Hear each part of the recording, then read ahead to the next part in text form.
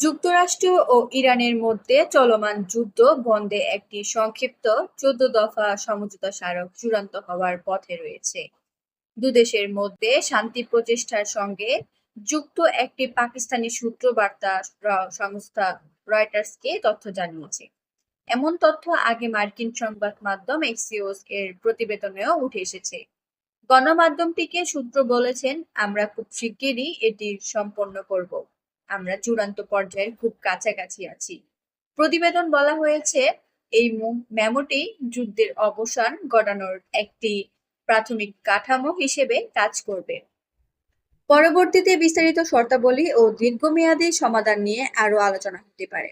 Axios প্রতিবেদনে লিখেছে, যুক্তরাষ্ট্র আগামী ৪৮ ঘন্টার মধ্যে কয়েকটি গুরুত্বপূর্ণ বিষয়ে ইরানের প্রতিক্রিয়া আশা করছে।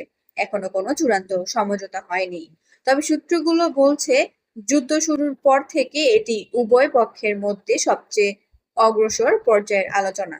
বিশ্লেষকদের মতে, যদি এই সমঝোতা বাস্তবায়িত হয় তবে তা মধ্যপ্রাচ্যের চলমান উত্তেজনা কমাতে গুরুত্বপূর্ণ ভূমিকা রাখতে পারে।